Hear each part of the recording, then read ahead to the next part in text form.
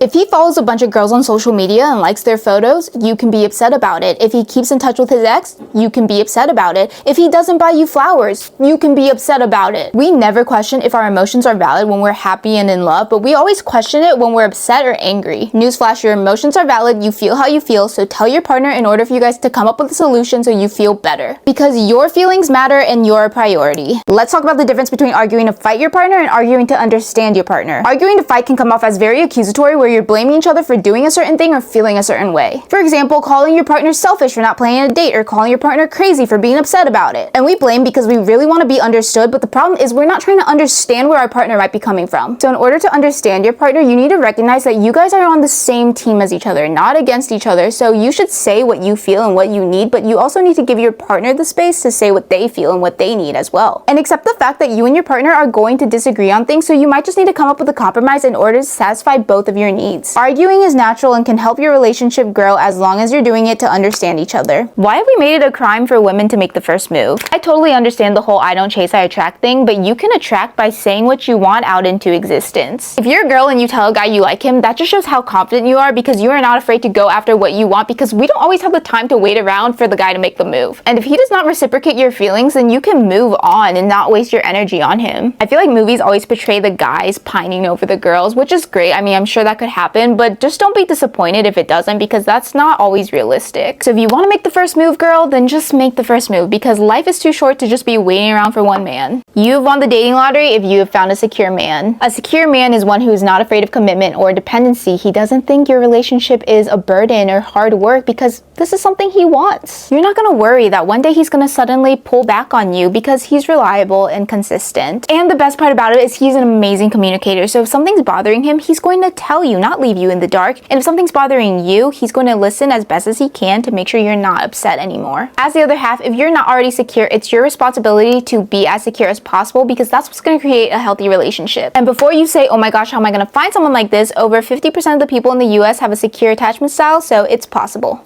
It's not the person you're attached to, it's the feeling. Why do you expect a man to treat you to nice things like a cookie on your period if you can't do that for yourself? When you depend on a person to give you love and affection, you become too attached and cannot let go, because you feel like that love is very rare to find even within yourself. And you end up putting that person on a pedestal even when they don't deserve it sometimes. And the person that you should put on the pedestal is yourself, because you have shown up for yourself every single day, even through your lowest points. So give yourself the credit for that. When you know how to show yourself love, you know how you want other people to show you love. And if they can't meet that expectation, then bye-bye. So get yourself the flowers, take yourself on the date, and buy yourself a cookie. I'm taking myself out on a solo date today because my biggest fear while dating is just completely losing myself while I'm in the relationship. I can spend every waking second with my boyfriend, but I know that's not healthy, so I'll purposely schedule in days where I just spend the day to myself or hang out with friends. It's also really helpful that we've built such a secure relationship, so we feel comfortable telling each other, hey, I want to spend the day alone, or I want to hang out with my friend today. I have to sometimes remind myself that this is a relationship that me and my boyfriend have built together, but it's not who we are as people. You know, my boyfriend has his own relationship with himself. I have my own relationship with myself as well, and I need to prioritize that. I'm also an anxious attachment girly, so I have to try a little bit harder when balancing myself and my relationship, whereas my boyfriend's secure, so he doesn't have to really try that hard. It just comes naturally for him. If you can relate to this, then this is your reminder to go take yourself on a date.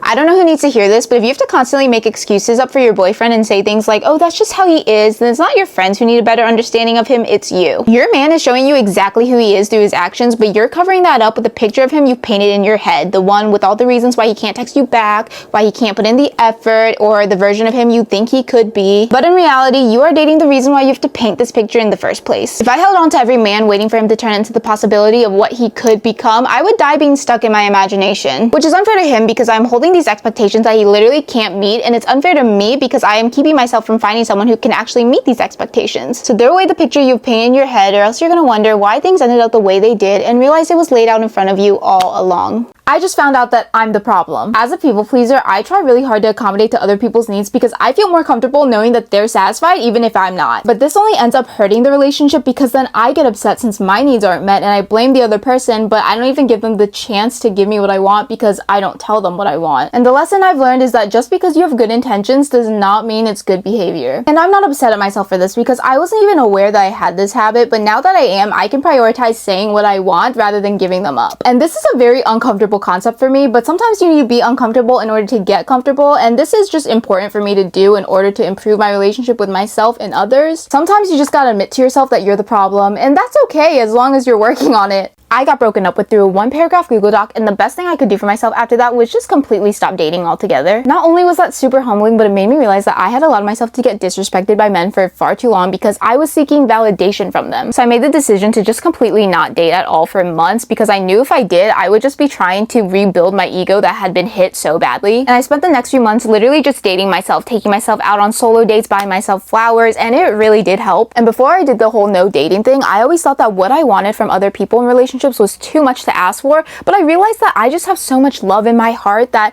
there has to be someone else out there who also has as much love in their heart. I started dating again after like 6 months, and the experience was just so different. Not saying that the guys were better, but I just knew when to leave personally when I felt like I wasn't being treated fairly. I genuinely think if I didn't give myself those 6 months to stop dating, I probably would have continued that toxic, disrespectful cycle in my relationships. And trust me, there were times in those 6 months that I was so lonely, but you gotta find other hobbies to fill that void other than a person. You want to get into a good relationship, get good friends first. I recently just started making a lot more friends, and I realized these girls are so sweet, like genuinely caring about your well-being, like asking you what your goals, how you feel, what you do on a day-to-day life. Like, it's crazy to me. And I'm not talking about the friends who just hang out with you when you ask them to. I'm talking about the friends who just like show up for you, do random acts of kindness even when you don't ask. These girlfriends are the ones that are showing you the love that you truly deserve, and it's not even in a romantic way. It's like, oh, just because I think you deserve it because you're my friend type of way. And after meeting these friends, I'm like, wow, it really is that easy to just treat someone with love and kindness, like even someone you don't really know that well. So if your man cannot treat you better than your friend, then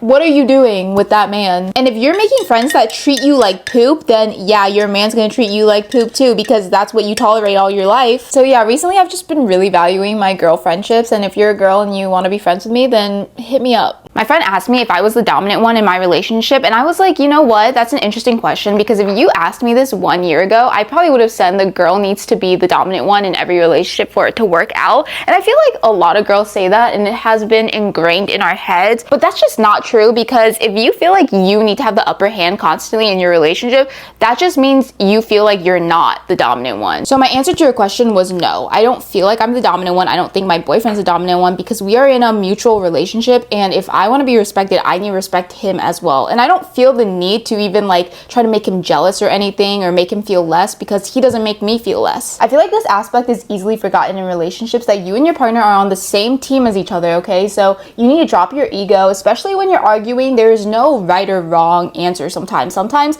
you are both wrong or you are both right, and you just need to understand each other and compromise with each other. And that's just such a toxic mindset that we've been taught as girls, that the guy needs to like us more in order for the relationship to succeed, because at that point that's not even a relationship, that's literally a competition, and that's so tiring. And to all my girlies out there, I say this with my full chest: if you are with a good partner, you should not feel like you need to change yourself in order to be treated well. So stop trying to turn cold if you're a lover girl. Find someone who brings the lover girl out in you.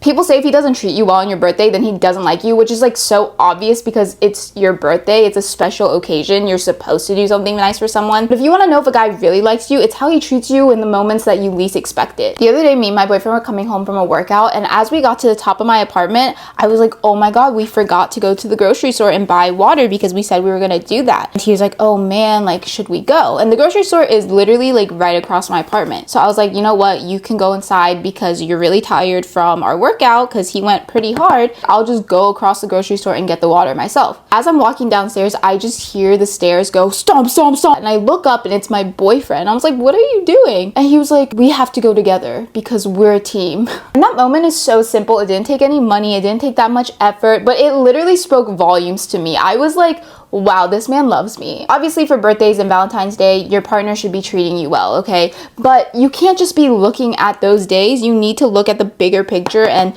look at the small moments in your daily routine. I see guys who just do the grand gesture so the girls can show it off and feel loved for that second, but are just completely not there for them in any other aspect during the relationship. At that point, that's not even your boyfriend. That's like a party planner. So besties, I hope you're getting treated well on your birthday, but I also hope you're getting treated well on the days that that aren't so special either. I get a text from my boyfriend this morning and then a knock on my door, and what is it?